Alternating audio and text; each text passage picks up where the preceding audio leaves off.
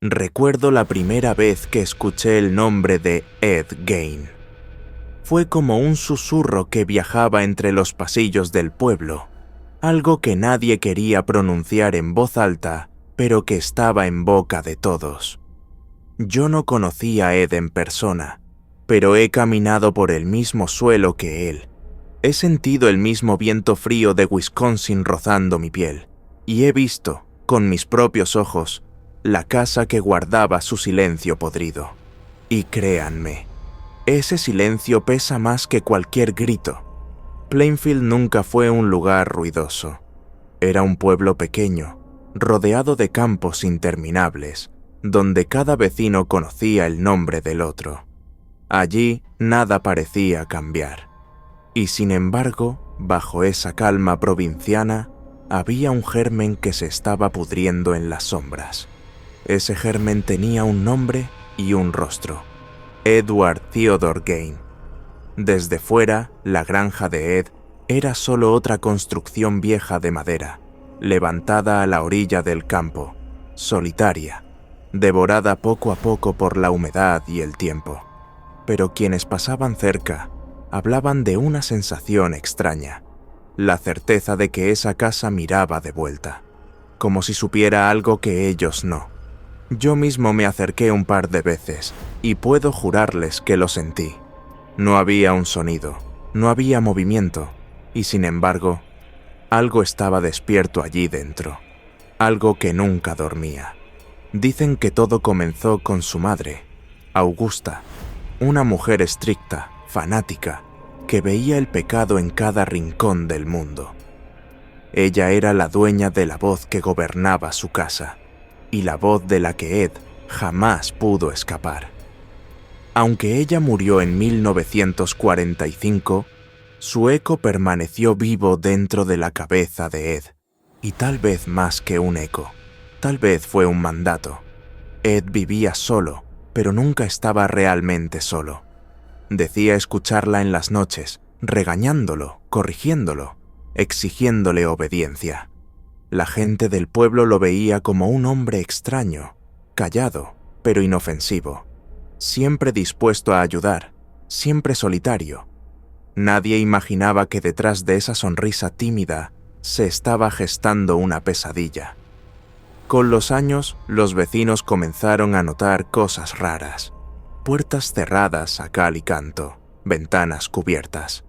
Los pocos que se acercaban a la granja hablaban de un olor insoportable, como madera podrida mezclada con óxido y humedad. Algunos animales desaparecían y corría el rumor de que Ed los había tomado. Nadie quería acusarlo directamente, porque en pueblos pequeños uno nunca sabe qué secretos callan los demás. El verdadero horror salió a la luz en 1957, con la desaparición de Bernice Warden, la dueña de la ferretería del pueblo. Esa mañana, el negocio apareció vacío. La caja registradora abierta, manchas oscuras en el suelo. El último recibo escrito llevaba la firma de Ed Gein. Cuando la policía llegó a la granja, lo que encontraron quedó grabado para siempre en la historia del crimen estadounidense. Yo no necesito describirles cada detalle. Ustedes ya imaginan el espanto. Basta con decir que lo que había dentro no parecía una casa, sino un santuario dedicado a la muerte. Un museo macabro construido con lo que jamás debió ser tocado. Entrar allí era como entrar en la mente de alguien que había perdido todo límite. El silencio se rompía apenas con el crujido del suelo bajo las botas de los oficiales, y con cada puerta que se abría aparecía una nueva revelación grotesca. Se respiraba una pesadez insoportable. Algunos policías no aguantaron y vomitaron en el acto. Otros simplemente callaron, porque había cosas que no podían describirse con palabras. Imaginen la escena: el frío de noviembre filtrándose por las rendijas, la linterna iluminando un rincón polvoriento, y de pronto, el hallazgo. Objetos imposibles, construcciones que no pertenecían a este mundo. Lo peor no era lo que se veía, sino lo que se insinuaba, la certeza de que Ed había estado viviendo con esas cosas día tras día, como si fueran parte de un ritual cotidiano. Ed confesó después. Lo hizo con la misma calma con la que alguien hablaría de la lluvia. Admitió haber robado tumbas, haber sacado cuerpos en la oscuridad de la noche, guiado, según él, por la voz de su madre. Pero en el caso de Bernice Worden y Mary Hogan, la historia era distinta. Con ellas no hubo tumbas que abrir. Ellas fueron arrancadas de la vida. Y aquí quiero detenerme un instante. Porque lo verdaderamente perturbador no es solo lo que Ed hizo, sino cómo lo contaba. Sin arrepentimiento, sin culpa, como si fuese inevitable. Como si estuviera describiendo algo que cualquiera haría, de tener las mismas voces dentro de la cabeza. Y eso, queridos oyentes, es lo más escalofriante de todo. La idea de que el monstruo no sabía que era un monstruo. Hoy, la granja de Ed Gein ya no existe. Fue reducida a cenizas en un incendio misterioso, ocurrido antes de que pudiera convertirse en atracción morbosa. Nadie sabe quién encendió el fuego, pero muchos creen que fue el mismo pueblo el que quiso borrar la mancha de su historia. Como si quemando la madera también pudieran quemar el recuerdo. Pero hay algo que el fuego no destruye: el silencio. Ese silencio podrido que envolvía la granja sigue vivo en las leyendas. Quienes caminan por el campo aseguran que aún sienten un peso extraño, como si el aire guardara secretos que no deben salir.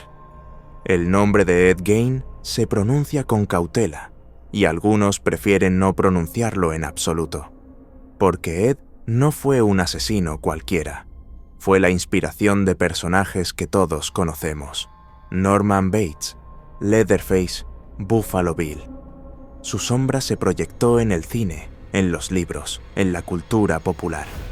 Pero detrás de esa sombra hay una verdad mucho más aterradora. Ed Gein existió.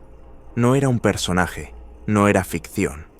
Caminó por la misma tierra que nosotros, respiró el mismo aire y demostró de lo que es capaz la mente humana cuando se pudre por dentro. Yo mismo lo confieso. Cada vez que pienso en él, siento que el silencio de su casa me sigue. No hace falta ver nada, no hace falta escuchar nada. Basta con cerrar los ojos e imaginarse en aquel campo helado, frente a una puerta cerrada, sabiendo lo que hay del otro lado.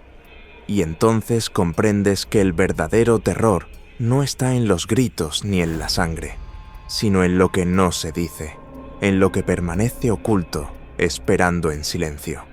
Y ahora, querido espectador, escucha con atención. Ed Gein fue solo un hombre tímido, callado, casi invisible para su comunidad. Y sin embargo, detrás de esa máscara cotidiana se escondía uno de los horrores más perturbadores de la historia moderna. Esto nos deja una enseñanza oscura. Los monstruos no siempre se esconden en la oscuridad de los bosques, ni en las sombras de las películas de terror. A veces están al lado tuyo, en el vecino amable, en el rostro cotidiano que jamás sospecharías. El mal no siempre grita. Muchas veces guarda silencio. Un silencio podrido. Un silencio como el de la granja de Plainfield. Y ese silencio todavía nos observa.